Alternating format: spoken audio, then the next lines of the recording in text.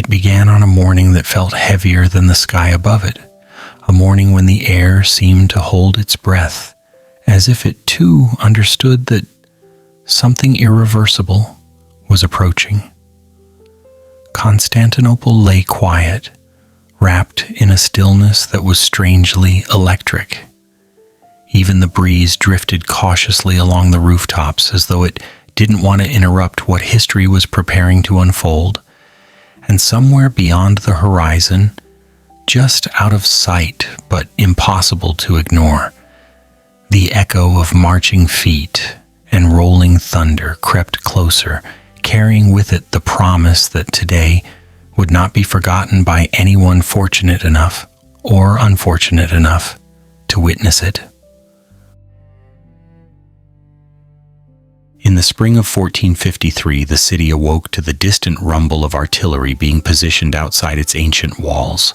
The Ottoman army had begun to gather across the fields, spreading out with the confidence of a force that had spent years preparing for this moment. The cannons they brought with them were enormous constructs of metal and ambition, each one ready to test its strength against the famed Theodosian walls that had resisted countless invaders before. High upon those walls stood Emperor Constantine XI, watching the formations take shape below. His posture was steady, his expression measured, and although the scene unfolding beneath him was enough to unsettle even seasoned commanders, he observed it with clarity and calm. His empire had dwindled to this single city and a scattering of territories, yet he carried himself with a quiet dignity that suggested resignation was not a word he intended to use today. Around him, the defenders made their own preparations. Soldiers hurried along the battlements with bundles of arrows, inspected repaired sections of the wall, and exchanged brief nods of encouragement. Many of them were ordinary men with far less experience than they would have preferred for an event of this scale, but defending one's home had a way of inspiring bravery in even the most hesitant. Fear was present, of course, but it lingered quietly, like an uninvited guest trying not to make eye contact. Meanwhile, across the fields, the Ottoman encampment stretched toward the horizon. Hundreds of tents rose in neat lines, fires smoldered beneath heavy pots, and soldiers moved with an energy that suggested both discipline and a mild impatience to get the day started. Horses were saddled, armor adjusted, and cannon crews fussed over their massive machines with the kind of protective attention usually reserved for very large and very temperamental pets. In the midst of this bustling preparation, the great bombards waited. These cannons, enormous and powerful, had been dragged for miles across unforgiving terrain, supervised by engineers who had certainly lost sleep and perhaps also their patience, ensuring that each one arrived in working order.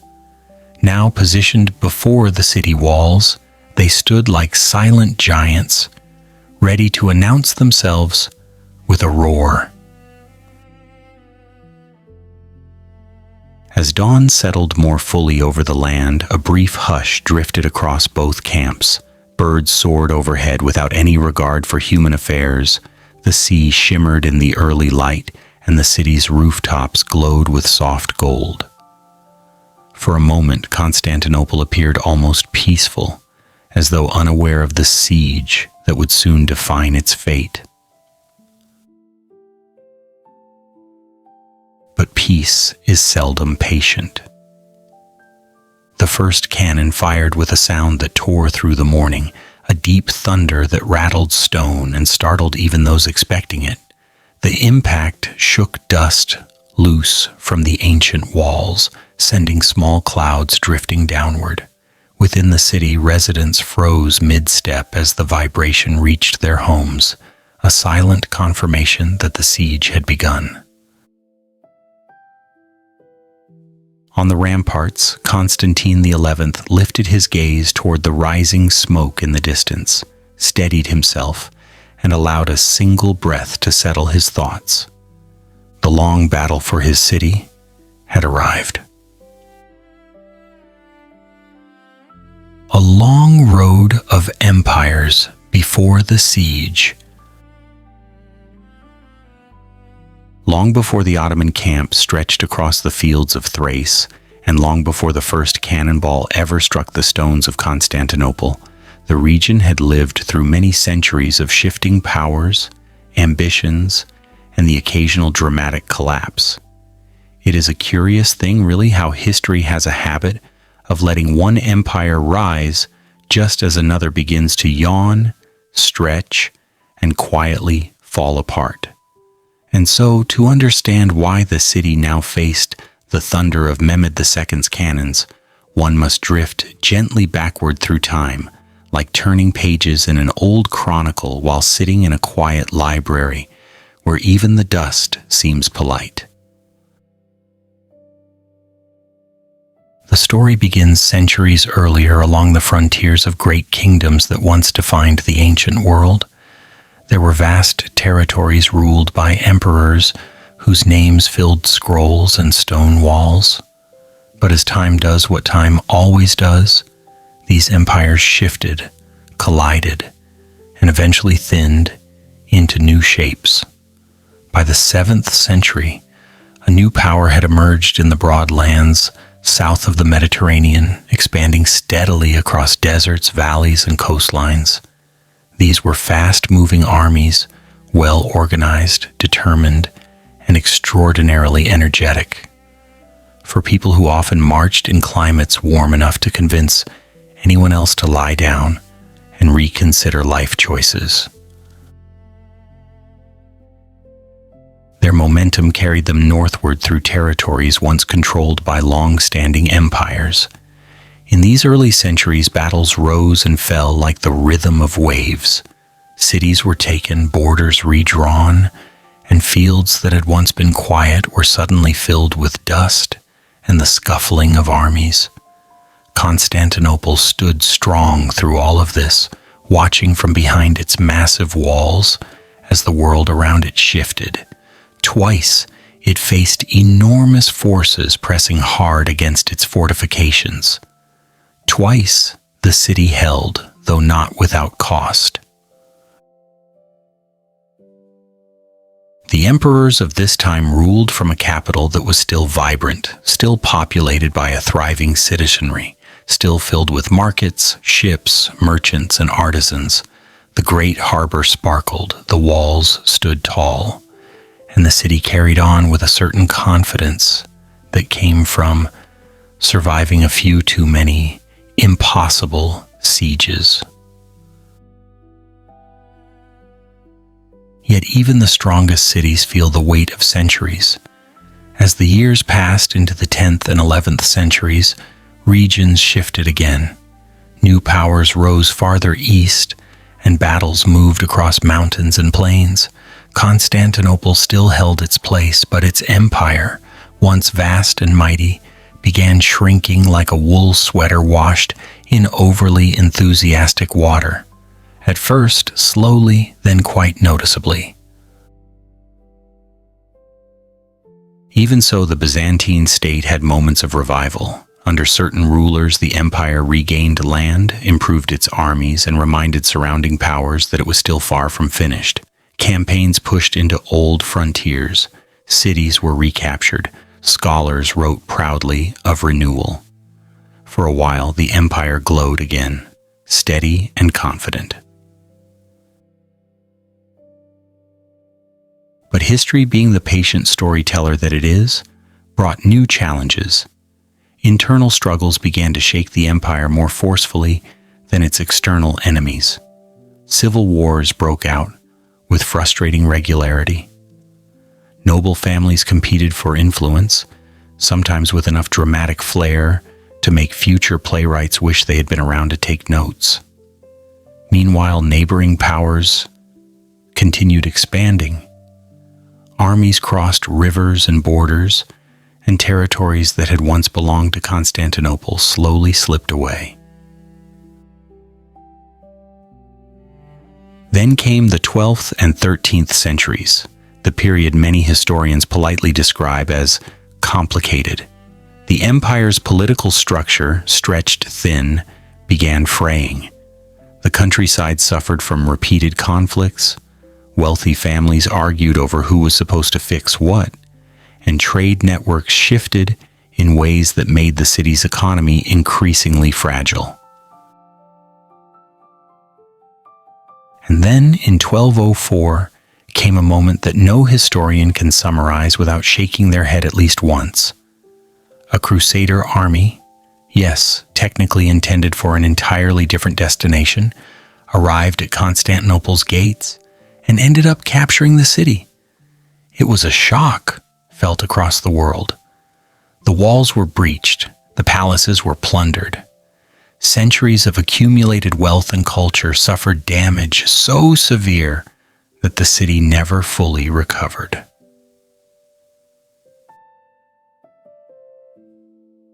The empire was displaced, broken apart, fragmented into smaller states, and although Constantinople was eventually reclaimed in 1261, the city returned to its own throne in a condition that can only be described as noticeably worse for wear. The population had shrunk dramatically. Buildings lay empty. The once bustling districts were quieter, and many of the city's treasures were missing, melted down, or carried elsewhere. Yet Constantinople still breathed. People returned. Markets reopened. Repairs were made here and there, though admittedly not always evenly. The empire's recovery was slow, and in some streets, very slow. The sort of slow where even the pigeons looked a little impatient. While the city attempted to rebuild, the world around it changed once again. New principalities emerged across Anatolia, including one that began to expand rather efficiently. A small state founded by Osman and his successors gradually grew, absorbing neighboring lands, forming alliances, and cultivating military strength. Their armies adapted well to the changing technology of warfare, especially to the development of gunpowder and cannon tactics. By the 14th century, the territory once surrounding Constantinople had shifted dramatically. The empire was now a narrow shape on the map, clinging to scattered lands, while a stronger, younger state expanded around it like a tree growing around a stone. Still, the city persevered, its citizens maintaining their routines, their traditions, and their hopes. But each decade brought new difficulties. Epidemics swept across the land, reducing populations. Conflicts between rival noble families weakened central authority. Provinces rebelled or were lost. Armies loyal to rival claimants marched against each other at the worst possible times, often right when the empire needed unity most. Meanwhile, the emerging power to the east, the Ottomans, continued to grow. Their leaders were skilled, their strategies adaptive, and their armies increasingly well-equipped. They controlled key trade routes. They built administrative systems with surprising efficiency. And they gradually formed a ring of territory around Constantinople that tightened year by year. By the time the 15th century arrived, the once great empire had contracted to the city itself and a few outlying regions. The walls still stood strong, but the resources to maintain them were limited. The people were resilient, but fewer than before. The city was still beautiful, but worn. And yet, even in this diminished state, Constantinople's presence remained significant.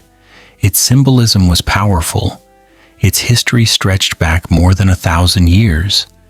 Its walls commanded respect simply by existing. Many wondered whether the city could defy the odds one more time, just as it had done in the past. but beyond its gates the world had changed considerably. Gunpowder had rewritten the rules of sieges. Armies were larger and more coordinated. Leaders were bolder. And among those leaders was a young ruler named Mehmed, who knew the stories of this city not as tales to admire, but as challenges to surpass. Thus the stage was set, not suddenly, but through centuries of shifting fortunes. Constantinople stood like an old traveler who had seen too much yet refused to sit down, while the world around it marched forward with new ambitions. And now, the city faced the greatest of them. The empire that shrank slowly, then all at once.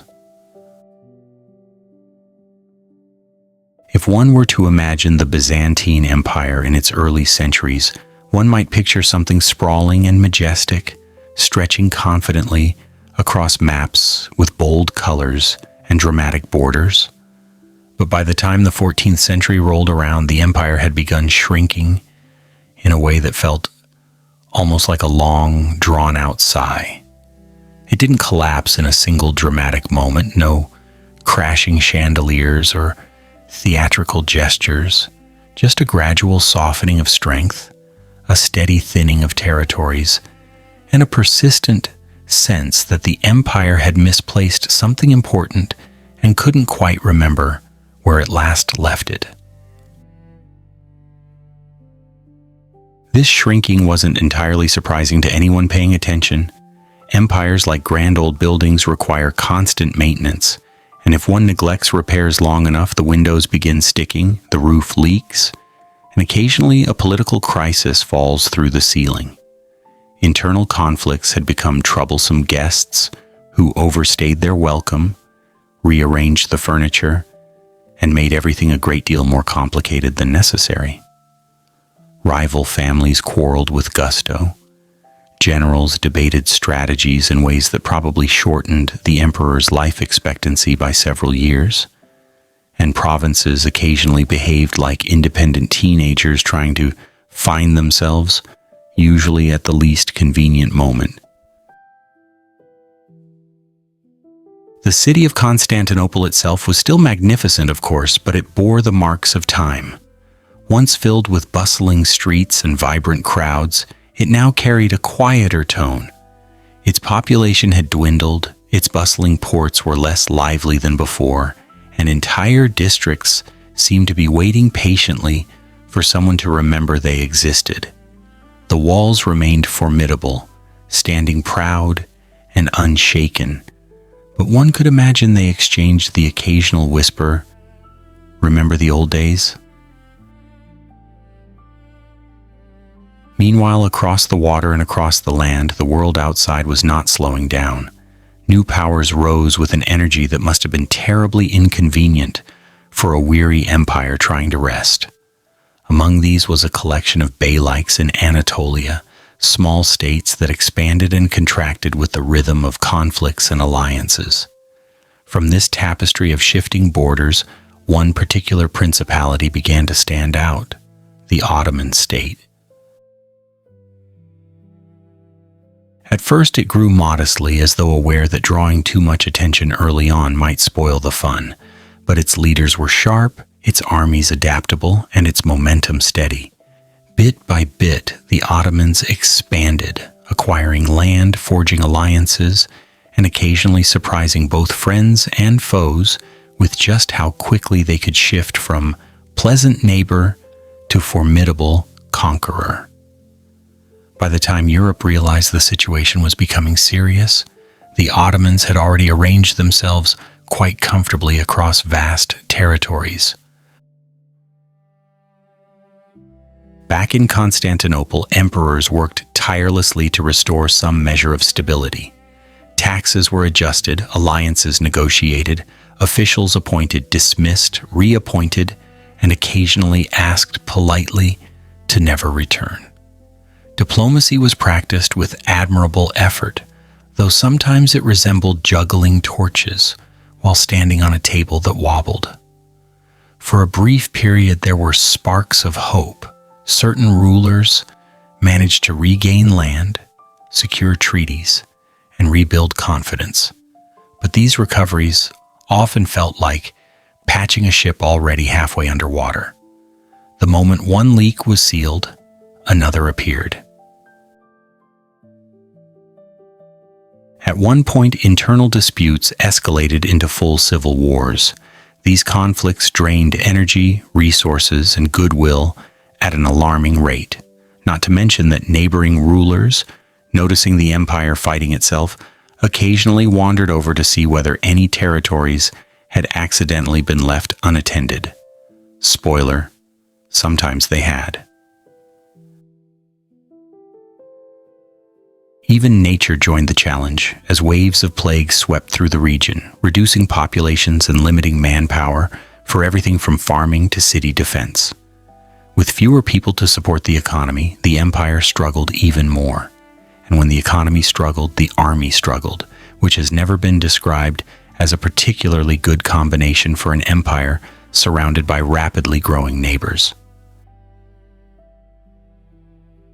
Through all of this, the walls of Constantinople stood strong, silent guardians watching the centuries unfold. They had repelled armies from distant lands, endured sieges, and weathered storms, both literal and political. Their strength gave the city a sense of security, even when other parts of the empire faltered. Yet walls, however mighty, cannot rebuild entire provinces or negotiate diplomatic treaties. Their specialty lies more in standing firmly while history rearranges itself around them. By the early 15th century, the empire's territory had contracted to a thin stretch of land and the city itself. The surrounding regions were nearly all under Ottoman control, turning Constantinople into a solitary island of sovereignty in an expanding sea of a new world power. It survived not through strength or wealth, but through resilience and the kind of stubborn pride that refuses to admit when things look grim. Still, the city retained a spark of its old grandeur. Its people were resourceful, its scholars dedicated, and its culture rich with layers of history. Even diminished, Constantinople carried the weight of centuries within its walls. Visitors who approached by sea still marveled at the skyline of domes and towers rising above the glittering water, even if some of those domes could use a fresh coat of paint. But the Ottomans were no longer a passing presence on the horizon. They were organized, expanding, and directed by leaders who viewed Constantinople not as an old city to be admired from afar, but as a goal destined for their future. And as the 15th century pressed onward, the question was no longer whether the empire would face a new siege, but when. Thus the stage continued to shift, gently and relentlessly. A once mighty empire grew smaller with each decade. A rising state gathered momentum, and the city at the center of it all watched quietly, its ancient stones absorbing every change, every whisper of threat, every hint that the world outside was preparing to knock on its gates once again. And soon that knock would not be gentle. The making of Mehmed, a young ruler shaped by books, battles, and a bit of trouble. Long before he stood before the walls of Constantinople, long before his cannons boomed across the spring air of 1453, Mehmed was simply a boy growing up in the lively, often chaotic, occasionally overly dramatic world of the Ottoman palace. Born on the night of March 30th, 1432, in Edirne, he entered the world surrounded by silk curtains, polished marble floors, and an impressive collection of nervous palace attendants who reacted to every sneeze he made as if it were a political event. He was the youngest of 3 sons, which meant that while everyone congratulated his parents politely, no one rushed to embroider future conqueror on his baby blankets. Being the youngest typically meant he was expected to exist quietly, preferably without causing diplomatic incidents, before learning to walk. But as time often reveals, the youngest child occasionally rewrites expectations with surprising enthusiasm. Early on, Mehmed displayed the unmistakable curiosity of someone who believed that understanding the world required gathering as much information as possible, and preferably reading it in the original language. Before long, he began piling up books faster than his tutors could shelve them, shifting from one subject to another with the energy of a child trying to learn everything before bedtime. His daily lessons soon included Arabic, Persian, Latin, Greek, Italian, Hebrew, and possibly even more languages depending on who was visiting the palace that week. One can imagine the royal scribes trying to keep up with him while muttering quietly into their ink pots. His fascination wasn't limited to languages. He devoured tales of ancient civilizations, delighting in the campaigns of Alexander the Great and Julius Caesar, leaders whose biographies were filled with maps, strategy, and an admirable level of dramatic tension. He studied old epics, classical histories, mathematical theories, and battlefield tactics, building a young mind filled with an unusual blend of scholarship and ambition. Somewhere between reading about siege engines and outlining troop formations, the idea of conquering a legendary city began to glow softly in his imagination. At age 6, Mehmed was appointed governor of Amasya, which sounds entirely unreasonable until one remembers that medieval monarchies had a fondness for placing children in positions of alarming responsibility. Of course, he did not rule alone. Experienced administrators accompanied him, quietly correcting policies that may have been influenced by his occasional boredom, enthusiasm, or desire to reorganize local laws, according to which one sounded nicest. Yet these early years taught him governance, negotiation, and the fascinating challenge of leading people who would very much prefer not to be led by a child. But no childhood, royal or otherwise, is free from disruption. The 1440s arrived with the subtlety of a thunderstorm crashing through a window. The Ottoman Empire faced external threats from crusader armies, and within the palace, Mehmed's family life shifted rapidly. His 2 older brothers died unexpectedly, altering the line of succession and thrusting him quite suddenly into the category of potential heir.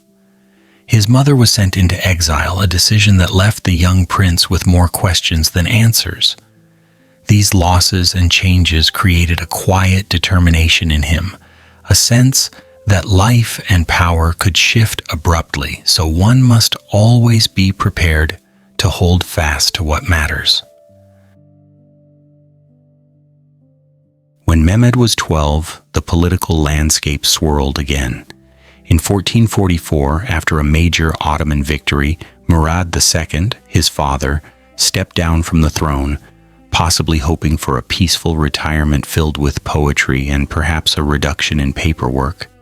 Mehmed was proclaimed Sultan, a 12-year-old boy suddenly placed atop a vast empire known for its warriors, administrators, and rather complicated foreign relations. Naturally, not everyone greeted this development with enthusiasm. Members of the court reacted with the diplomatic equivalent of raised eyebrows, subtle coughs, and the occasional urgent whisper that perhaps this was not the ideal moment for a youthful experiment in monarchy. European powers, noticing a child now ruled the empire, began sharpening swords, polishing armor, and sending letters that almost certainly contained phrases like splendid opportunity and favorable timing. Meanwhile, Mehmed himself displayed a determination that surprised many. He expressed clear interest in marching on Constantinople, a notion that startled the council, which preferred slightly less ambitious activities for a young ruler. His resolve, however, was firm. He reportedly stated that either he would take the city or the city would take him. This sort of bold declaration rarely comforts anxious ministers. The tension grew until 1446, when a powerful faction led by Grand Vizier Halil Pasha organized a coup. Murad II was restored to the throne, and Mehmed was, in essence, demoted and politely escorted to Manisa. It was the kind of experience that could sour a young prince's outlook or strengthen his resolve. Mehmed chose the latter. In Manisa, he continued his studies with an intensity that suggested he intended to make use of every lost moment. He accompanied his father on campaigns, witnessing battle firsthand and learning the realities of war, not from books this time, but from dust, sweat, strategy, and the unmistakable sound of thousands of soldiers moving as one. These campaigns shaped him, pressing into his awareness the weight of leadership and the cost of conflict. Then, in 1451, Murad II died suddenly at the age of 46. The palace concealed the news temporarily, buying time to sort out the complexities of succession. Mehmed was far from the capital, while potential rivals, some merely infants, others more politically experienced, hovered nearby.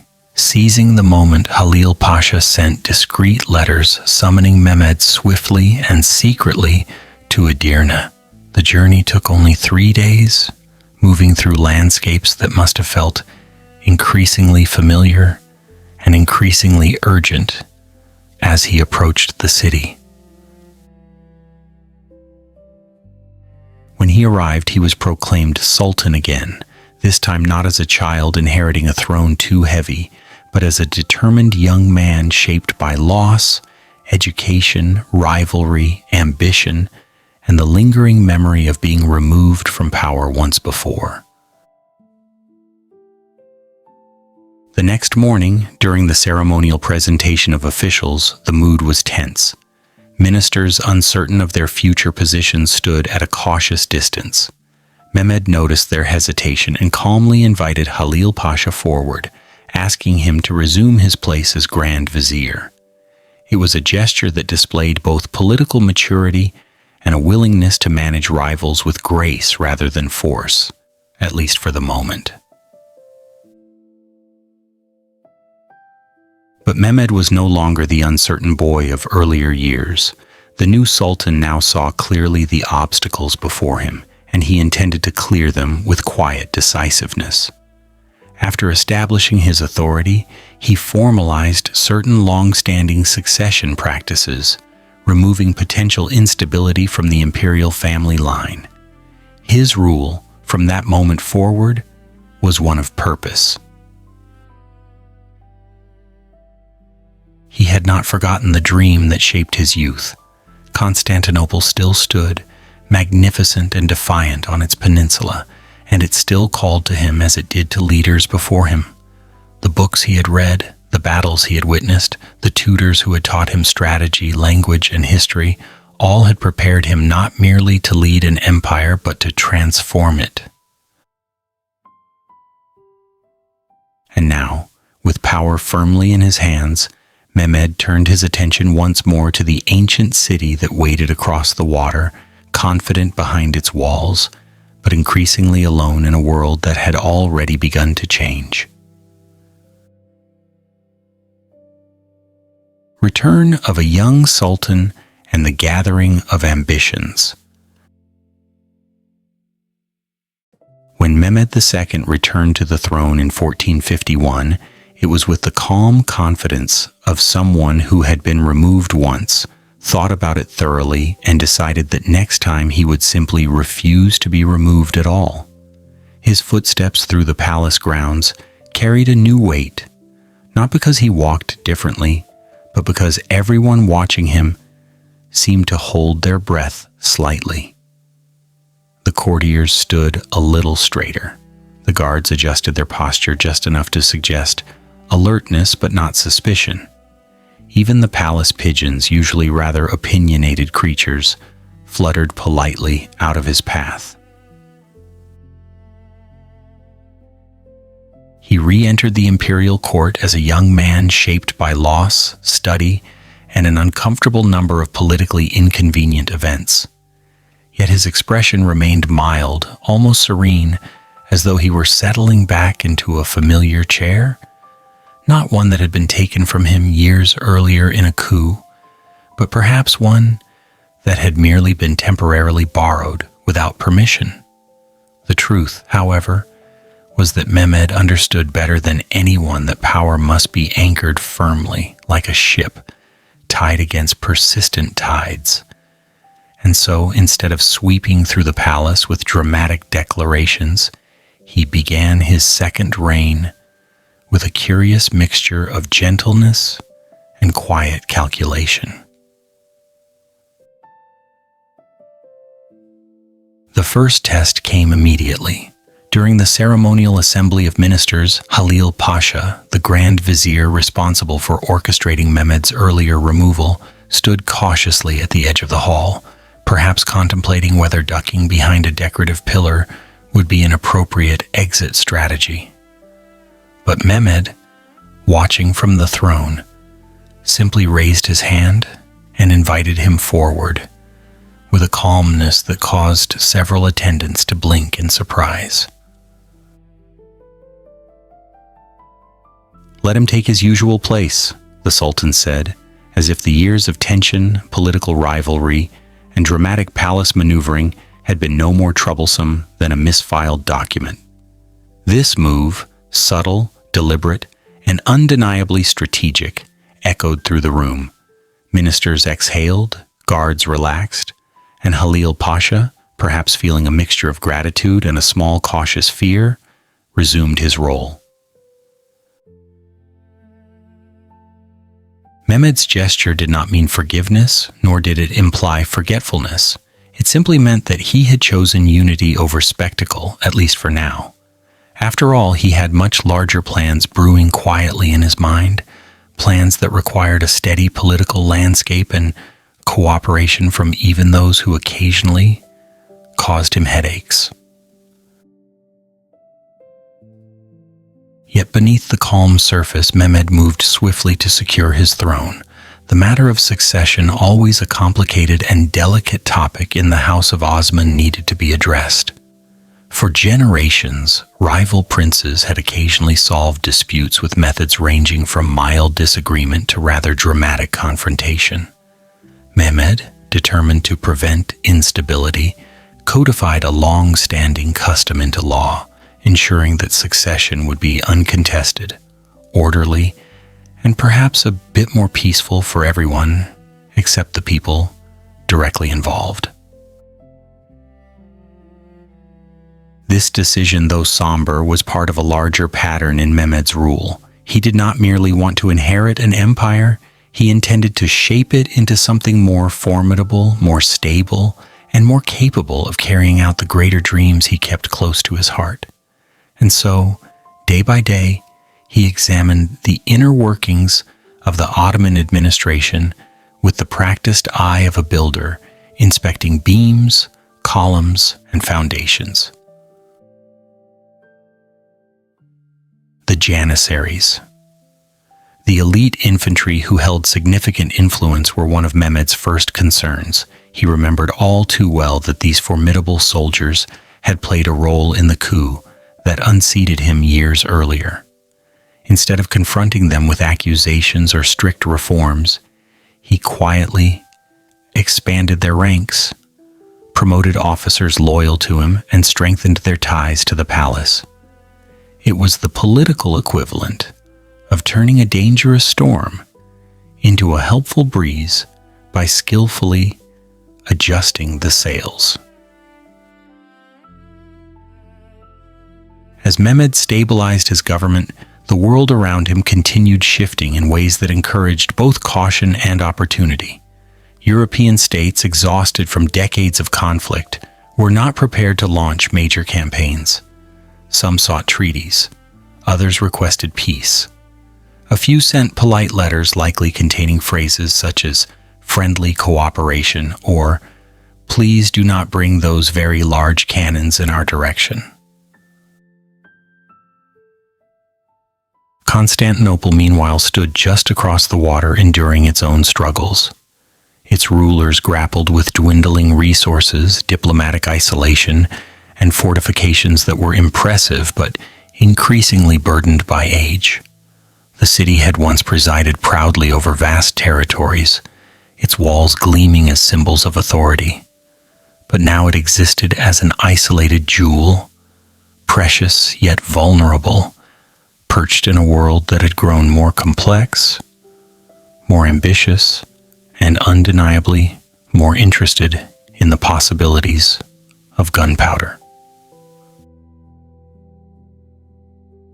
Mehmed watched these developments with a sense of purpose that deepened daily. Constantinople had hovered at the edges of his imagination since childhood, not merely as a city to be admired from afar, but as a goal that represented the merging of ambition, destiny, and historical transformation. The old stories he had studied, the maps he had traced, the histories he had memorized, all pointed to the city as the grand prize of empires.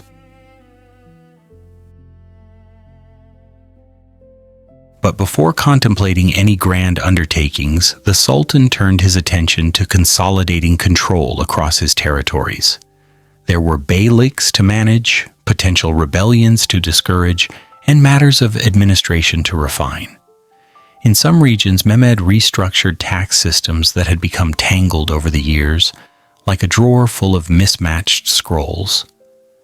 Elsewhere, he appointed governors whose loyalty and competence he trusted, or at least hoped would persist longer than one campaign season. The neighboring Karamanid Beylik soon offered an unexpected opportunity to test his authority. Misreading Mehmed's youth as weakness, its ruler began raiding Ottoman lands. This decision proved ill-advised. Mehmed responded promptly, leading a swift and forceful campaign that pushed back the invaders and reasserted his dominance. Soldiers whispered that the young sultan had marched with impressive vigor, displaying both discipline and strategy. Others whispered that his horses marched with equal enthusiasm, possibly sensing that their rider had grander plans in mind. With victory secured, Mehmed returned to Edirne and resumed preparations for the future. Roadways were repaired, bridges reinforced, military workshops hummed with renewed activity. Engineers discussed new designs for cannons larger, sturdier, and considerably more intimidating. The empire was transforming, and Mehmed guided the pace of that transformation carefully. At court, he continued to balance personalities delicately. Halil Pasha remained influential, though he must have sensed the fragility of his position. Other ministers aligned themselves with the Sultan, partly out of loyalty, partly out of admiration, and partly because it is generally wise to support the ruler who reads military treatises for leisure. By late 1451, a subtle but undeniable shift had taken place. The empire felt steadier, its administration smoother, its military stronger, and its young ruler more composed than ever. On quiet evenings, Mehmed spent time reviewing maps of the Bosphorus, tracing the waterways leading toward the fabled city. He analyzed the walls, the harbors, the strategic points, not with haste, but with patient precision. He understood the magnitude of what he contemplated. Constantinople was a city of legendary resilience, a city that had outlasted invasions, storms, and centuries of conflict. Its walls had turned back armies far larger than any he currently commanded, and yet the Sultan believed, calmly, quietly, unshakably, that the time had come for a new chapter in its story. The empire had a young leader who no longer doubted his place. The army had new strength. The political structure was firm. The world surrounding the city was shifting. And the dream that had flickered in Mehmed's childhood now burned with steady, purposeful light. Soon, the preparations would begin. But for now, the Sultan simply folded his maps, extinguished his lamp, and allowed the palace corridors to settle into their nighttime stillness. History, after all, was in no rush. It preferred to wait until the moment felt just right.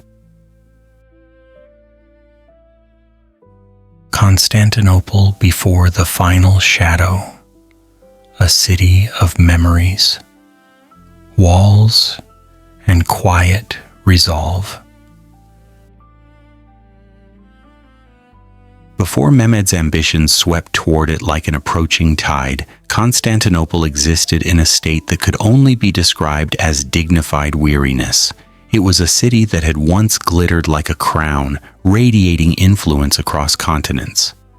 But by the mid-15th century, it moved through life with the slow grace of someone who remembered being young, energetic, and able to win foot races, but now preferred to sit in a comfortable chair near a window and reflect nostalgically on better days.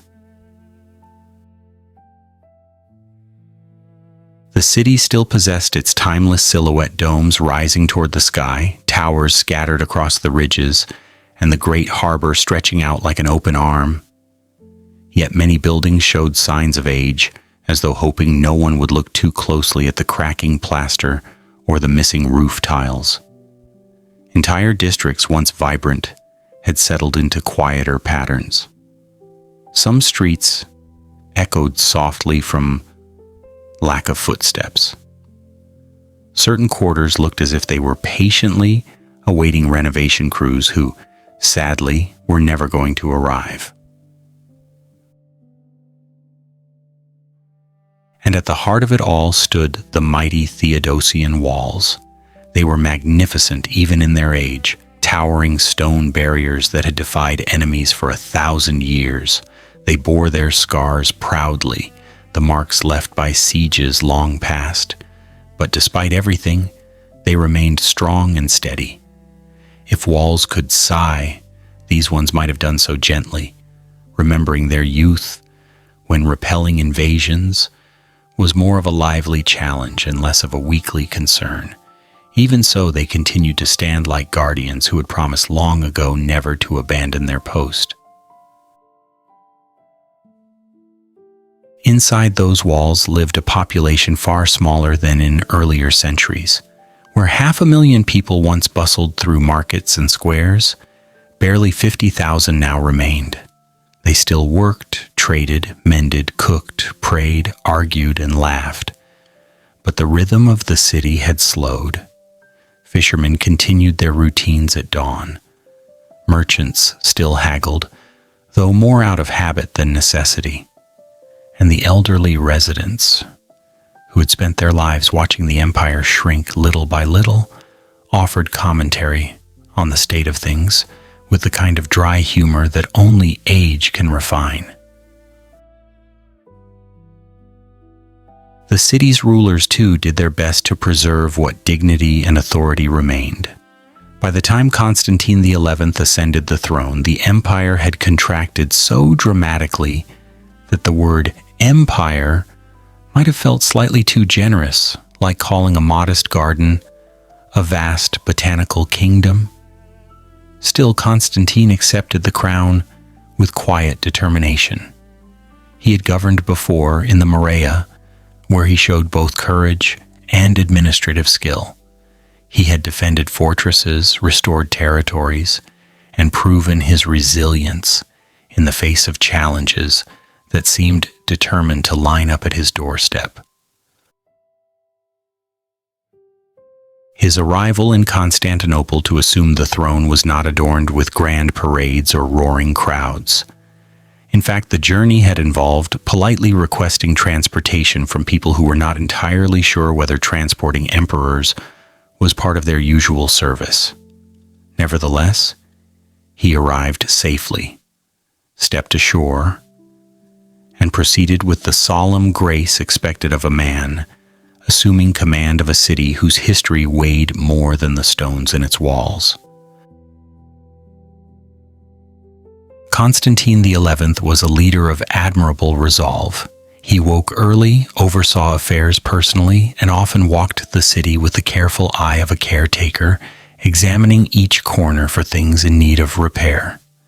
He spoke plainly, acted decisively, and worked tirelessly, though he was occasionally interrupted by citizens who felt compelled to offer strongly worded suggestions about everything from taxes to the placement of public fountains. The emperor was, unfortunately, less successful in matters of personal life. His 2 marriages had brought companionship but no heirs. Later attempts at arranging diplomatic marriages resulted mostly in polite declines, awkward silences, and the occasional "we regret to inform you" correspondence. Still, he persisted with admirable patience, as one must when ruling a city perched at the edge of uncertain times. In the background of Constantinople's daily life, the world around it shifted like a slow-moving but unstoppable tide. Territories that once formed the empire's protective ring had long fallen under the influence of neighboring states. Trade routes changed, wealth dwindled, and with each passing year, the empire felt more isolated, like a lone island surrounded by a sea that seemed to inch closer day by day. Nonetheless, the city retained its cultural brilliance. Scholars continued their work, preserving centuries of knowledge in manuscripts and codices. Artists painted, scribes copied, and musicians played in quiet halls where melodies lingered gently, echoing through spaces that had once hosted emperors of great renown. Even in decline, Constantinople refused to let its spirit dim completely. But even the strongest spirit can feel the weight of external pressure. Across the water in the rising Ottoman Empire, Mehmed II had already begun preparing for the future. Constantinople, positioned where continents met, stood as both a strategic prize and a symbolic keystone. Its harbors, fortifications, and storied history made it both valuable and vulnerable. The city, though proud, understood the implications. If the young sultan succeeded in his designs, it would reshape not only the empire, but the entire region's balance of power. Within Constantinople, officials debated strategy with the intensity of scholars discussing ancient philosophy. Should they seek more allies, reinforce the walls, improve supply lines? Every answer required resources that were becoming harder to maintain. Diplomats were dispatched across Europe carrying urgent messages, but responses, when they came at all, arrived slowly and heavily diluted with regretful phrasing such as, "due to circumstances beyond our control." Still, the emperor and his people prepared as best they could. Stone masons repaired weakened sections of the wall. Blacksmiths hammered metal into tools and weapons. Ships were maintained with renewed attention. The city tightened its belt metaphorically and literally, storing grain and assessing every resource with careful eyes. Even the pigeons, who by now were seasoned observers of political drama, seemed to sense that times were shifting.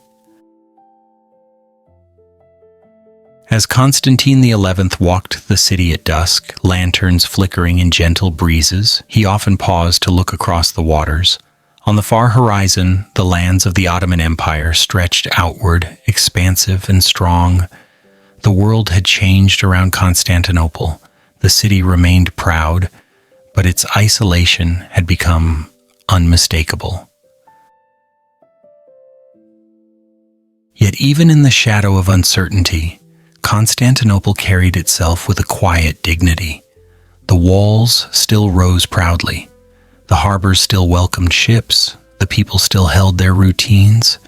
And the emperor continued to govern with steadfast commitment, determined to uphold the legacy entrusted to him.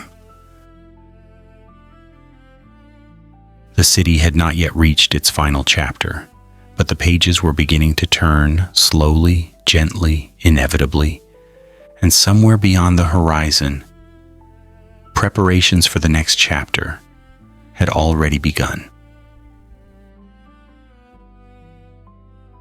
Trouble brewing.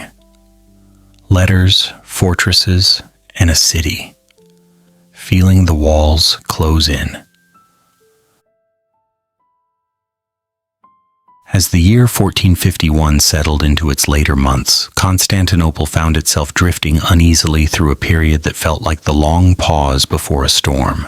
The city had grown accustomed to uncertainty, almost comfortable with it in a strange, weary way, but even the most patient city eventually senses when something new, something heavier, is gathering beyond its horizon. And in this case, the something was a determined young sultan with energy, ambition, and a talent for strategic surprises. Tension between the Byzantine court and Mehmed II began with a series of letters, written with the kind of politeness that manages to feel deeply impolite underneath the surface. Emperor Constantine XI, realizing the precariousness of his situation, sent a request to the Ottoman court regarding the annual tribute associated with Prince Orhan, a potential rival to Mehmed. In ordinary circumstances, such matters might be handled with discretion, but these were not ordinary circumstances. Constantinople needed money, Mehmed needed authority, and everyone involved needed more sleep. The emperor's message requesting an increased tribute had an effect not unlike tapping a beehive while hoping the bees were feeling unusually friendly. In Edirne, the Ottoman ministers erupted into sharp whispers and alarmed murmurs while Mehmed himself read the message with calm composure.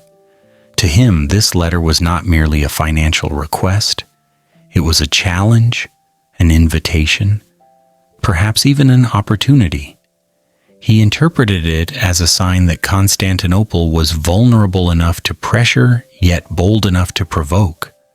A curious combination indeed, and one that encouraged him to consider decisive action. Quietly, firmly, he decided the time for hesitation had passed. In the spring of 1452, construction began on a massive fortress along the Bosphorus, Rumeli Hisari. Its location was chosen with careful precision. Directly across from the older fortress of Anadolu Hisari, forming a pair of watchful sentinels that narrowed the strait like two hands, intentionally tightening around a river throat. Work progressed with astonishing speed. Stone blocks were dragged, lifted, and fitted into place with the determination of workers who understood that sultans do not enjoy delays. Towers rose, walls connected, and battlements took shape, all while ships passing below watched nervously, unsure whether they were supposed to greet the new fortress or attempt to ignore it politely. By late summer, Rumelihisara stood complete, an impressive, imposing structure capable of overseeing and, more importantly, controlling traffic from the Black Sea. Grain shipments that once sailed comfortably toward Constantinople now found themselves inspected, halted, or turned away entirely. The city felt the impact almost immediately. Bread grew scarce, supplies dwindled, and citizens spoke anxiously in markets where merchants now had less to sell, though they compensated by offering slightly more commentary than usual. Inside the city, the emperor and his advisors realized the severity of the situation. A fortress had risen not merely as a threat, but as a statement. Constantinople had been isolated by land for years, but now, even the sea, its old ally, its lifeline, had become a corridor under watch. Yet there was still hope. Diplomacy had rescued Byzantium more than once, often in dramatic last-minute fashion. So envoys were dispatched to Edirne, carrying carefully worded complaints and appeals for reconsideration. These envoys returned, unfortunately, without diplomatic success. In fact, some did not return at all, and those who did carried little more than grim expressions, and the realization that the Ottoman court was no longer interested in gentle negotiation. The tension worsened when 3 Venetian ships attempted to pass the new fortress without stopping for inspection. Perhaps they were testing the waters, or perhaps they were simply in a hurry and believed themselves too important to be delayed. Whatever the reason, Rumelihisara responded with the decisiveness of a fortress that knew precisely why it had been built. Cannons roared. The flagship was struck. The sea briefly filled with smoke and splintered wood. Consternation rippled through Constantinople. Rumors traveled faster than facts, as rumors often do, and within hours the city was alive with whispers, predicting everything from imminent invasion to supernatural omens. Officials scrambled to reassure citizens, though their own voices wavered slightly when discussing supply shortages. Even the pigeons, usually unfazed by human concerns, seemed more alert than usual, darting between rooftops with restless wings. But despite the unease, preparations began in earnest. Winter approached, and with it the need to reinforce the walls, gather resources, and remind the city's defenders how to operate every last piece of military equipment, including several that required instruction manuals, which had been misplaced decades earlier. Masons repaired neglected towers. Workers cleared debris from the old moat. Blacksmiths hammered metal into shape late into the night, producing armor, tools, and anything else that could be fashioned from the limited resources available. Constantine XI took charge with steady determination. He walked the battlements, inspected the sea walls, and encouraged his troops with quiet conversations and the occasional firm nod that conveyed more reassurance than elaborate speeches ever could. The emperor understood what was coming, though he never let the weight of it bend his posture. To rule in such times required composure, even when certainty was in short supply. Help, as it turned out, arrived unexpectedly. In January, 2 Genoese galleons cut through the Ottoman blockade and entered the Golden Horn, carrying soldiers, equipment, and the formidable Giovanni Giustiniani Longo.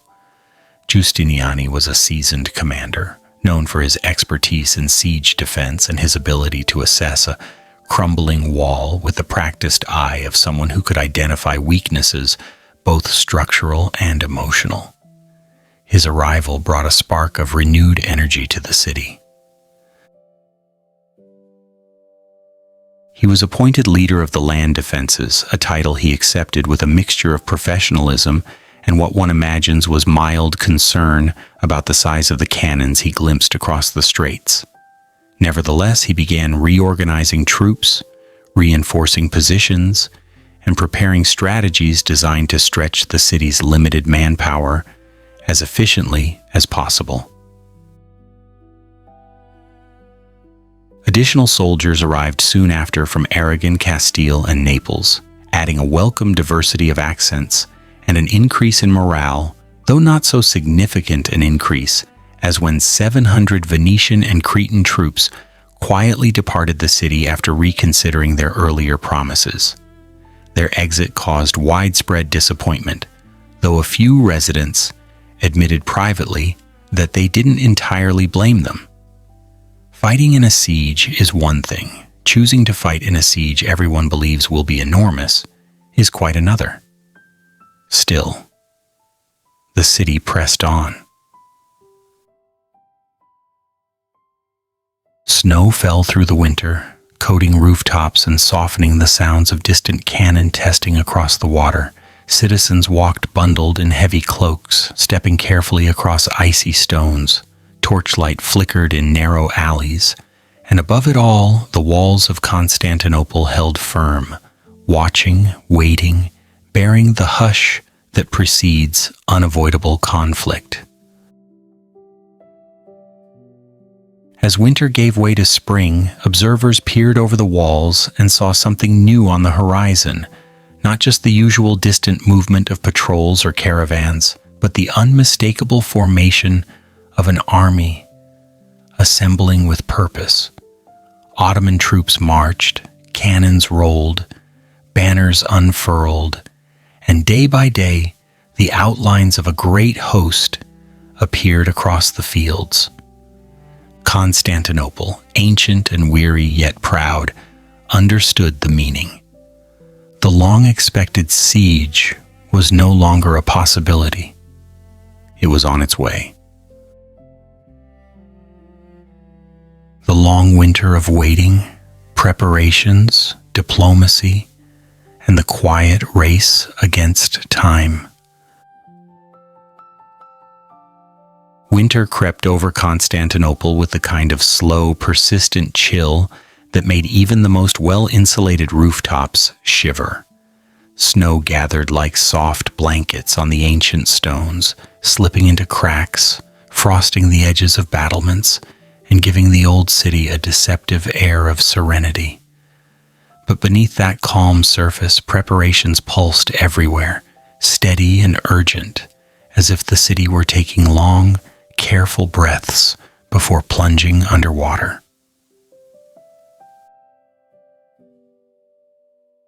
The people of Constantinople knew a siege was coming. They did not know exactly when, nor did they know precisely how many soldiers would soon stand outside their walls, but the signs were unmistakable.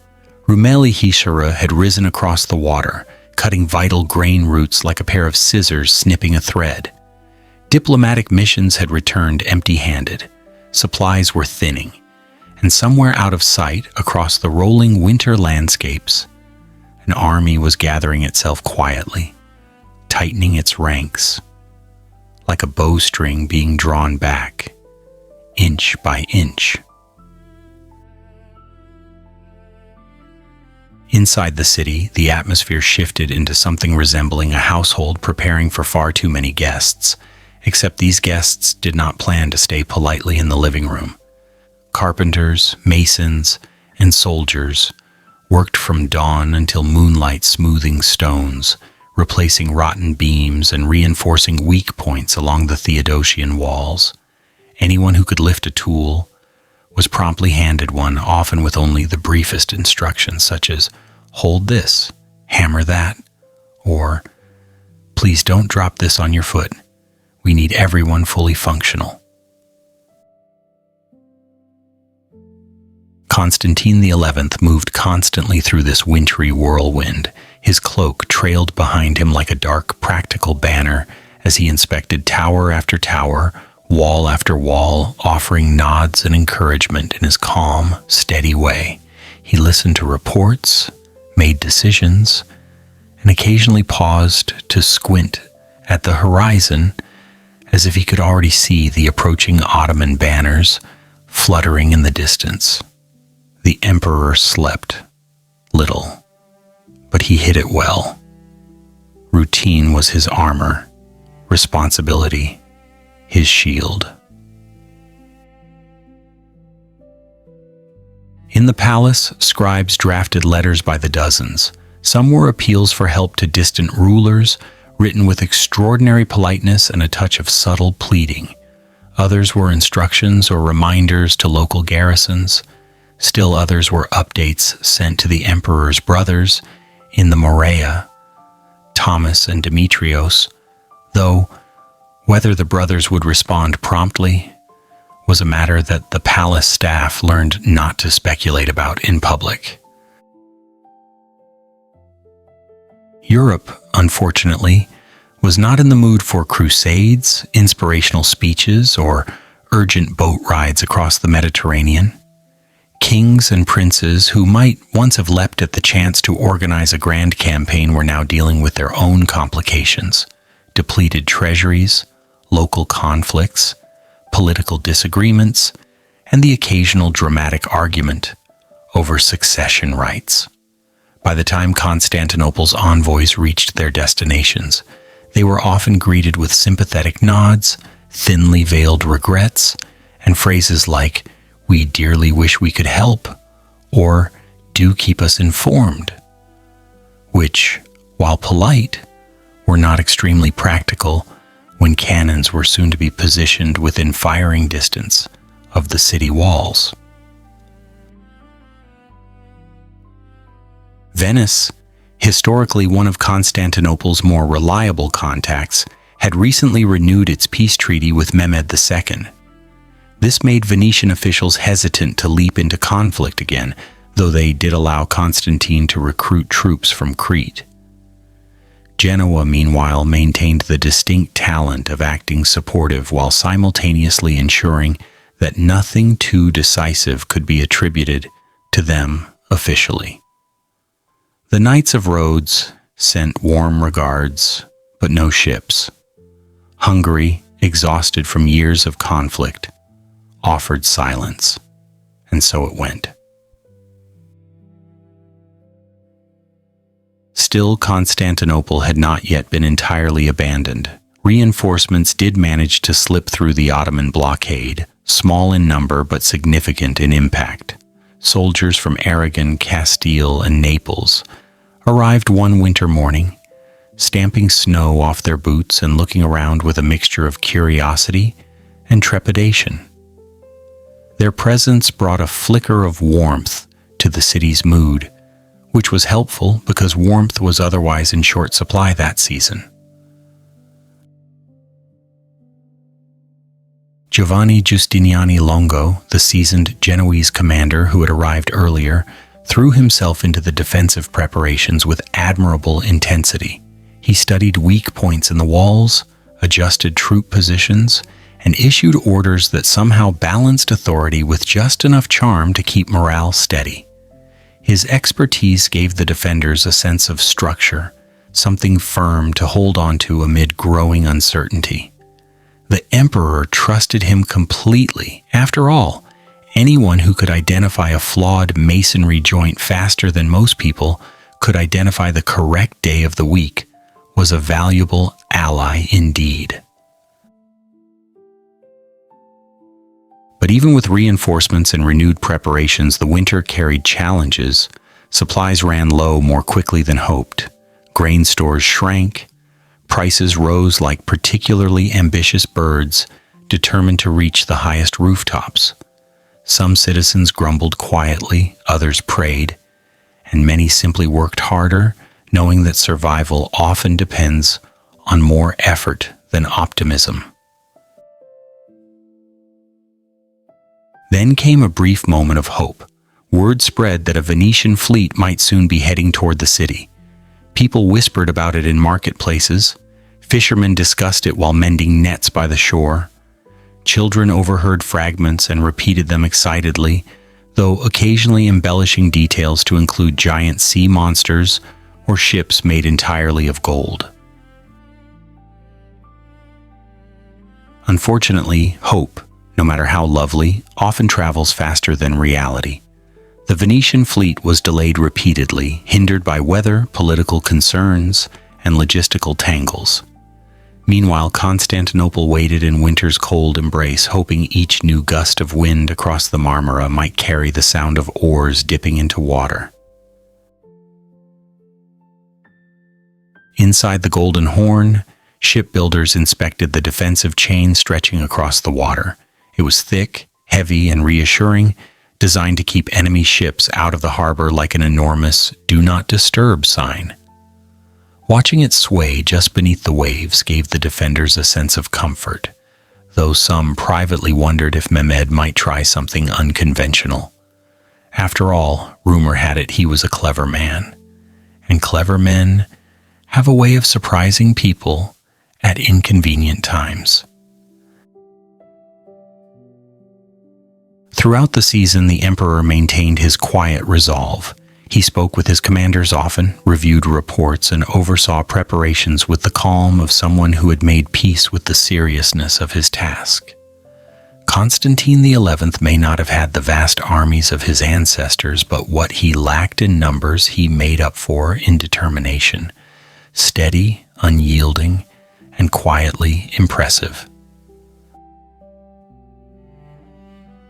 By early spring, the snow began to melt. Rooftops shed their icy layers, the harbors thawed, birds returned to their usual routines, swooping above the city as though inspecting the progress of the defenders. Markets reopened more fully. The air warmed, but the tension did not melt with the snow. Instead, it sharpened. Scout reports trickled in with increasing regularity. Ottoman troops were moving, supplies were being gathered, roads repaired, cavalry units repositioned, cannons transported. The great host was stirring beyond the mountains and plains, preparing to emerge like a cresting wave that would soon break against the city's ancient walls. Constantine XI listened to each report without flinching. He knew the long winter of waiting was nearly over.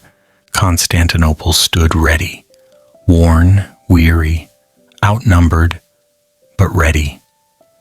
And across the horizon, the approach of spring carried with it the faint, inevitable drumbeat of an army on the move. Reinforcements arrive, depart, and the city steels itself for what's coming. As winter slowly loosened its grip on Constantinople, the city shifted into a different rhythm, not exactly hopeful, but certainly more alert, like someone rising from a long nap after remembering they had an important appointment which they very much could not afford to miss. Snow melted along the battlements, forming tiny streams that trickled down ancient stones, as if the walls themselves were sighing in anticipation. The air warmed, though just barely, and with that warmth came movement, renewed energy, renewed preparation, and thankfully, some renewed help. The first sign of that help arrived in January, just when morale was beginning to resemble a deflated cushion that no one wanted to sit on. 2 Genoese galleons, lean and determined, sliced through the Ottoman naval blockade with the bold confidence of ships that had absolutely no intention of asking permission. Their sails snapped in the cold breeze as they maneuvered into the Golden Horn, and on their decks stood the man who would become one of Constantinople's most vital defenders, Giovanni Giustiniani Longo. Giustiniani was everything a besieged city could hope for in a commander. Experienced, methodical, and possessing the uncanny ability to inspect a crumbling defensive structure and instantly determine exactly how many stones needed to be moved by sunset. Upon stepping onto the pier, he surveyed the city with the expression of someone mentally listing every weakness he would soon reinforce. Soldiers watched him with cautious hope, admiring both his armor and the calm determination radiating from him in warm, steady waves. He brought with him almost 400 heavily armored Genoese troops, professional soldiers who walked through the streets with the casual confidence of people who were quite accustomed to danger and who probably ranked siege warfare somewhere between breakfast and polishing equipment on their list of morning routines. Their arrival filled the city with a ripple of relief. Even the markets buzzed with renewed energy. Bakers produced slightly fluffier bread. Fishermen grew slightly more optimistic about the weather. And the pigeons, who had begun forming their own theories about the coming siege, made approving sounds from their perches. But the joy did not last uninterrupted. A short while later, approximately 700 Venetian and Cretan soldiers, who had previously agreed to help defend the city quietly, gathered their belongings and slipped away like guests, leaving a party before dessert. Their abrupt departure spread through Constantinople with remarkable speed, carried by whispers, gasps, and a few overly dramatic hand gestures.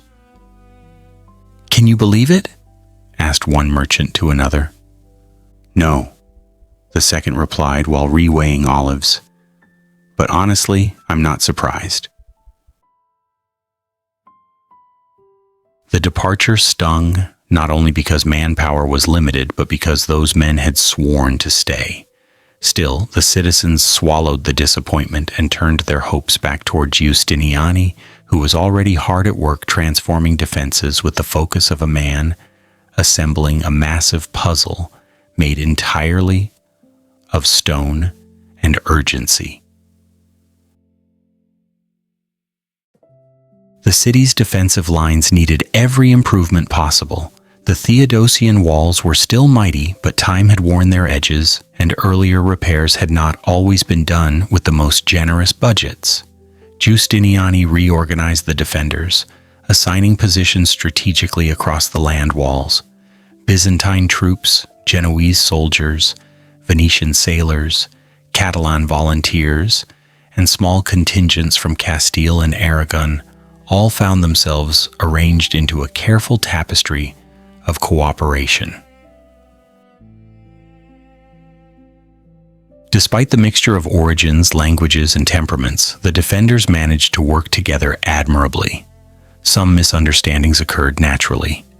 Orders translated through 3 languages occasionally resulted in soldiers showing up in the wrong courtyard or reinforcing the wrong gate.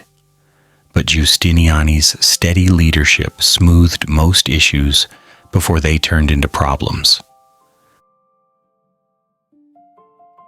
He oversaw the strengthening of battlements, the stockpiling of arrows, and the dredging and clearing of the moat. He inspected catapults, repaired mangonels, supervised the forging of new weapons, and insisted on drilling routines that made the young Byzantine soldiers sweat and the older ones groan.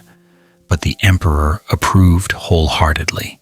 Constantine XI knew that every improvement, every stone replaced, every crack sealed, could be the difference between survival and collapse.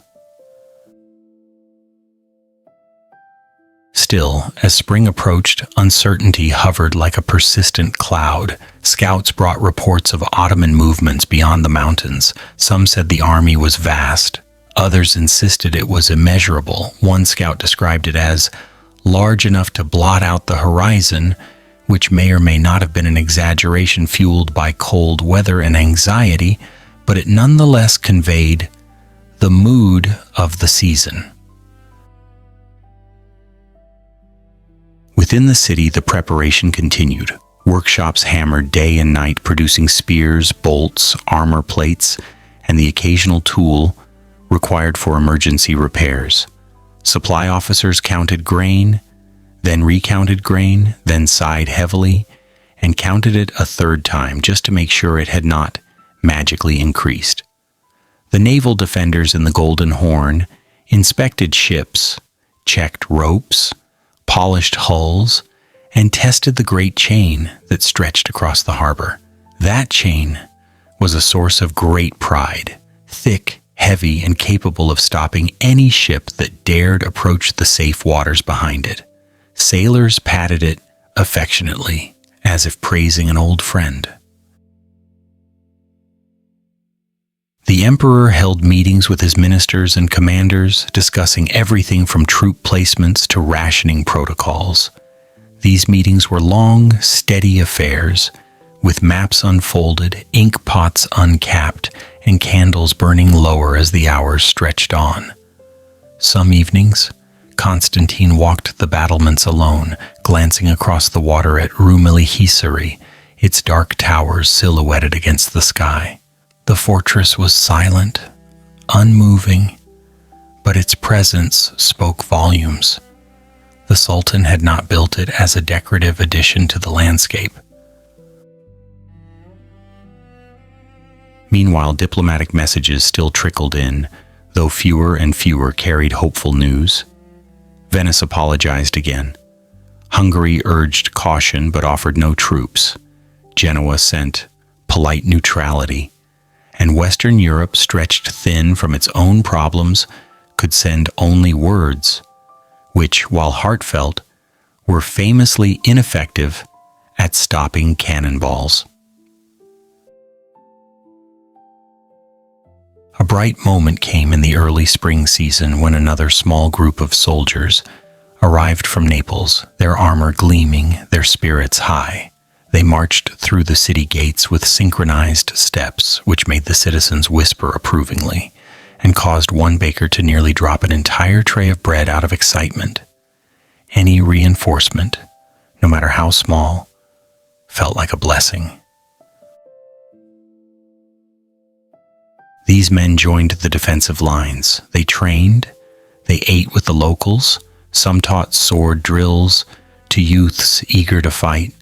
Others found themselves explaining to curious children how heavy their helmets were. In the evenings, they sometimes gathered with Byzantine soldiers around small fires, exchanging stories in a patchwork mixture of languages, gestures, and laughter. But even these moments of camaraderie could not block out the underlying truth. Time was running out. Everyone could feel it, the tightening in the air, the gathering quiet that settles before large events. Birds circled restlessly over the fields to the west. Fishermen in the harbor remarked on seeing fewer sails in the distance, and scouts returned with more reports, columns of soldiers, caravans of supplies, banners moving steadily toward the city from multiple directions. Then one evening, as the sun dipped low, the first faint echo of cannon wheels rolling over wooden bridges carried across the land. It was a low, distant sound, so subtle that many citizens did not notice it. But the soldiers did. The emperor did. And somewhere on the northern walls, a young guard paused, tilted his head, and whispered the words no city ever wishes to say aloud. They're coming. The preparation was over. The waiting was ending. And soon, Constantinople would stand face to face with the greatest army seen in its long, storied history. The Ottoman army arrives, a sea of tents, cannons, and the quiet before the first thunder. Spring opened like a slow exhale across the plains of Thrace. Grass pushed its way through softening soil, streams swelled with melted snow, and birds began making the kind of enthusiastic noises that suggested they had absolutely no knowledge of the approaching siege. But the humans knew. The people of Constantinople felt it in their steps. The soldiers tasted it in the air. And on one early morning, when the sky was still painted gently with dawn, the first outlines of the Ottoman army appeared on the distant horizon. It started subtly, just a shifting shadow. Where there shouldn't have been one, a dark smear on the far edge of the fields. Then the shapes sharpened. Horses, infantry, supply wagons, artillery crews. It was like watching a painting slowly come into focus, except the painting was enormous and rather intimidating. By midday, the horizon had transformed into a living tapestry of movement. Tents blossomed across the plains like a second city blooming overnight. Smoke curled upward from cook fires. The metallic glint of armor flickered beneath the sunlight. And then came the cannons. They rolled into view with an authority that made even seasoned defenders feel a slight tremor in their knees. Some of the larger bombards seemed almost too massive to belong to the world of practical objects, as if someone had commissioned a sculptor to create the largest metal tube imaginable. And then, unfortunately for Constantinople, decided to fire actual projectiles from it.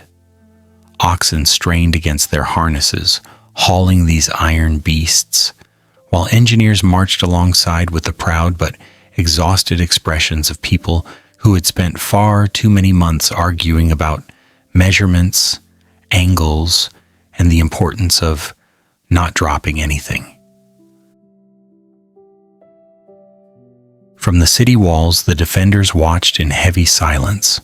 Giustiniani stood with arms folded, his eyes narrowing slightly as he assessed distances, elevations, and possible artillery placements. Constantine XI stood beside him, calm and steady, though inwardly his mind raced through plans, contingencies, and prayers that the walls, ancient, revered, battle-tested, would withstand what was coming. Meanwhile, the ordinary citizens peered over parapets with a mixture of fear and fascination. Children had to be gently pulled back by anxious parents. Old men squinted through the sunlight, muttering about the days when invaders had at least the courtesy of bringing fewer cannons. Pigeons circled above the approaching army in agitated loops, no doubt sensing that their usual nesting routines were about to be disturbed. And then came Sultan Mehmed II. He rode at the head of his household troops, the Janissaries, whose disciplined ranks flowed around him like an organized tide. The young sultan's expression was composed, focused, and touched by the quiet determination of someone who had prepared for this moment since boyhood. Every step of his horse echoed purpose. Every movement of his troops carried weight. His commanders spread out across the land, marking positions, mapping slopes, calculating trajectories. By nightfall, the Ottomans had arrayed themselves fully before the Theodosian walls. From the Marmara coast in the south to the heights above the Golden Horn in the north, their encampment stretched across the landscape like an enormous tapestry woven from canvas, armor, and restless intention. Fires flickered across the plains, bathing the army in warm, shifting light. Voices carried softly in the night air, soldiers sharing meals, sharpening blades, discussing the morrow with the low hum of anticipation. In the city, the defenders prepared in their own way. Giustiniani finalized his troop placements along the land walls, assigning Genoese soldiers to reinforce the Mesopotamian and Byzantine forces to guard the inner ramparts. Venetian sailors inspected their ships one final time. Archers tested bowstrings. Blacksmiths hammered out last-minute repairs. Even the great chain across the Golden Horn received a final inspection, with sailors tugging at each link and nodding solemnly as if saying, "Good chain. Strong chain. Please remain a strong chain." That night, the emperor called for a modest assembly of commanders. They gathered in a dimly lit chamber, maps spread before them, small candles flickering like tiny stars guiding their discussions. Constantine spoke with calm clarity. No grand speeches, no dramatic gestures. Just a steady, measured resolve that reminded everyone present why they followed him. Outside, the citizens did what they could. Some prayed, some cooked warm meals for soldiers, some tightened shutters and secured belongings in case the siege lasted longer than expected. A few particularly optimistic shopkeepers even discussed raising prices, though their enthusiasm was quickly discouraged by stern glances from neighbors who believed now was not the ideal moment for entrepreneurial experiments. By dawn, the siege breathed its first true breath. The Ottomans began by positioning their cannons at strategic points along the front. Engineers measured distances, artillery crews set up ramps and platforms, powder stores were arranged with the caution of people who very much preferred not to explode prematurely. Soldiers dug trenches, erected earthen berms, and prepared wooden mantlets to shield themselves from arrows. The defenders, watching from the walls, braced themselves. Giustiniani issued final commands. Archers lined the battlements. Infantry took their places near the gates. The emperor rode along the walls, offering quiet words of encouragement. He stopped occasionally to clasp a soldier's shoulder or exchange brief nods with officers. His presence steadied the lines more effectively than any speech could have. Then it happened. The first cannon fired. The sound was not merely loud, it was colossal, rolling across the land like the growl of a giant awakening from ancient slumber. The walls trembled, birds scattered, even the air itself seemed to flinch. A massive stone projectile slammed into the outer layer of the Theodosian walls, cracking stone and sending dust billowing into the sky. For a moment all was still. Then the defenders exhaled, lifted their shields, and returned to their stations. This was only the beginning. Throughout the day, more cannons fired. Some shots struck the walls with bone-rattling force. Others landed short, sending earth flying. A few overshot entirely, eliciting startled shouts from Ottoman soldiers who had not expected stone projectiles to drop in their general vicinity. Even the cannons, impressive as they were, had personalities, some reliable, others moody, and at least one bombard that required so much effort to load that crews quietly complained it felt like feeding a very demanding iron dragon. Yet despite the thunderous assaults, the walls endured. Giustiniani's teams rushed to reinforce damaged sections between cannon salvos, shoring up cracks with stones, timber, and whatever else could be carried up ladders in a hurry. They worked with the urgency of people who understood that every second mattered. As the sun dipped below the horizon, both sides paused.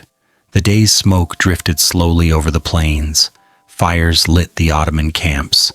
Lanterns glowed along the Byzantine battlements. The first day of the siege had passed. Loud, trembling, exhausting. But the city still stood. Above them all, the evening sky stretched wide and indifferent, holding stars that had witnessed countless battles before and would no doubt witness countless more. But for now, Constantinople held its breath, and the siege had only just begun. The falling of the final walls, a quiet ending to a long, long story. The siege of Constantinople stretched onward like a long breath held beneath the weight of history. Day after day, the thunder of cannons drummed against the ancient stones. Night after night, the defenders repaired cracks, replaced broken beams, and whispered encouragement to each other beneath flickering torchlight. The city was tired deeply, profoundly tired, but still standing, still breathing, still remembering who it had been for more than 1,000 years. The walls, once symbols of invincibility, bore scars of bombardment. Their surfaces had cracked, splintered, bowed, yet somehow endured. Giustiniani's teams worked ceaselessly, patching weak spots with the determination of people who refused to let the city crumble on their watch. Each morning they climbed battered ladders to inspect damage, pausing occasionally to brush dust from their hair with quiet resignation. The walls did not thank them, of course, but if walls could nod in approval, these might have. Inside Constantinople, life continued in soft, strained fragments. Bakers woke early to prepare whatever limited bread they could. Children peeked from windows to watch sparks fly from cannon impacts, receiving swift scolding from parents who insisted that historical events were better appreciated from a safe distance. Priests offered prayers, merchants guarded their goods, citizens whispered rumors, some true, some less so, all magnified by the uncertainty that hung in the air, like a lingering fog. Across the lines, the Ottoman camp pulsed with its own rhythm. The army moved like an enormous living organism, tents rising and falling, soldiers drilling, engineers hauling equipment across the plains, and Mehmed II pacing with thoughtful determination. He consulted maps, inspected artillery, issued commands, and occasionally took a quiet moment to breathe beneath the open sky. His cannons continued their tireless work, firing massive stones with earth-shaking force. Some bombards snarled with every shot, others hissed steam, and a few sulked unpredictably, refusing to cooperate until their crews coaxed them patiently back into action. Even weapons, it seemed, had personalities during a siege. As days melted into weeks, the toll on the defenders grew heavier. Giustiniani, whose armor and command had become a beacon of resilience, suffered wounds. Arrow, then shot, then another injury layered over the first. Each hurt demanded more effort to hide, more control to maintain. Yet he persisted, as commanders often do when others depend on their strength. But even he could not hold the line forever. One morning, after a particularly violent cannon barrage, Giustiniani was struck again, this time severely. His men tried to lift him, to keep him fighting, but agony forced him to retreat from the front. As he was carried from the battlements, defenders parted for him with wide, stricken eyes. They knew him not just as a commander, but as their anchor. His absence felt like a torch, extinguished at the darkest hour.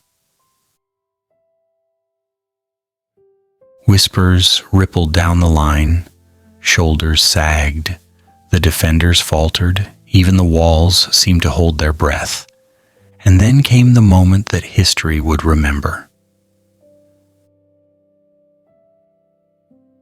At the northwestern sector, one of the smaller gates, Kirkaporta, was left unsecured during the chaos of the morning.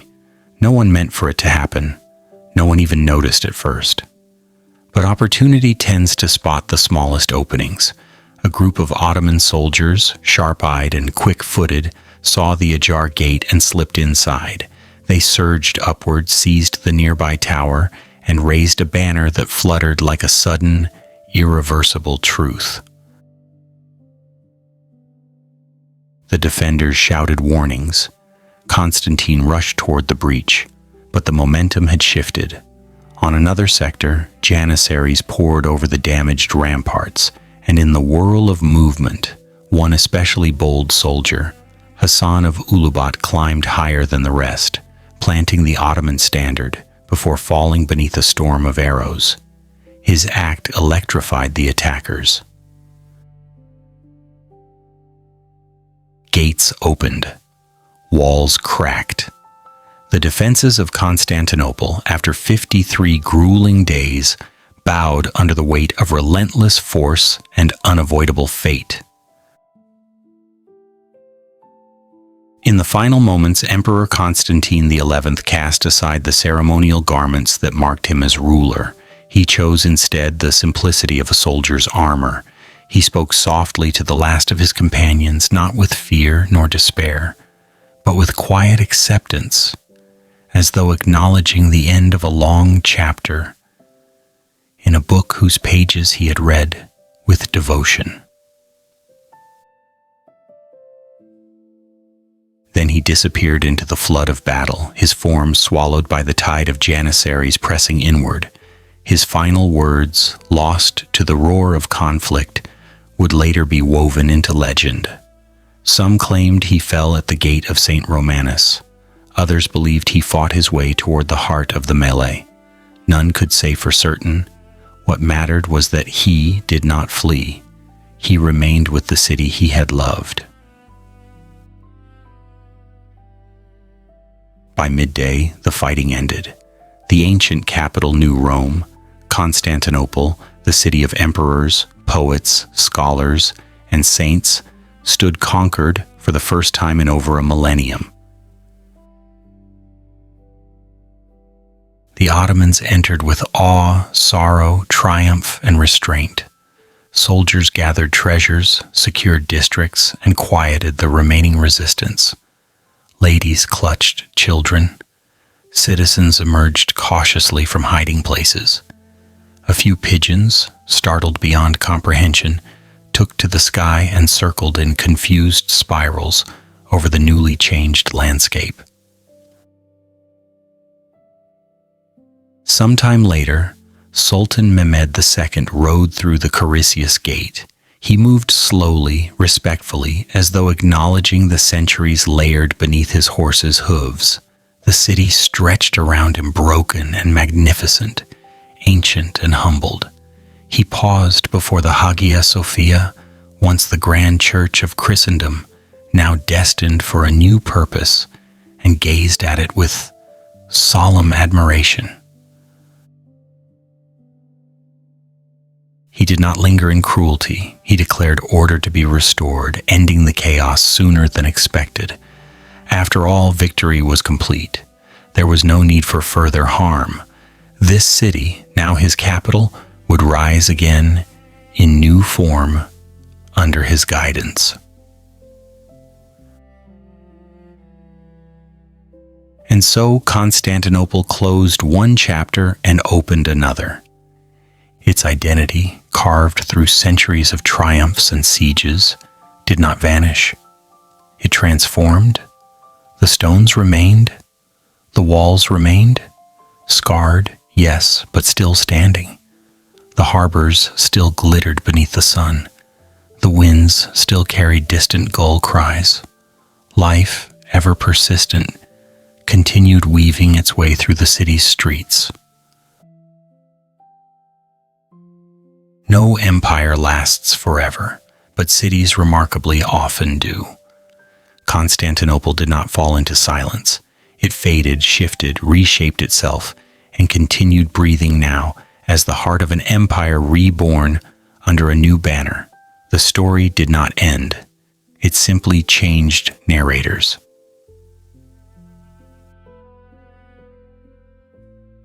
And as night settled over the city on that historic evening, torches flickering along unfamiliar paths, one could imagine Constantinople offering a quiet sigh.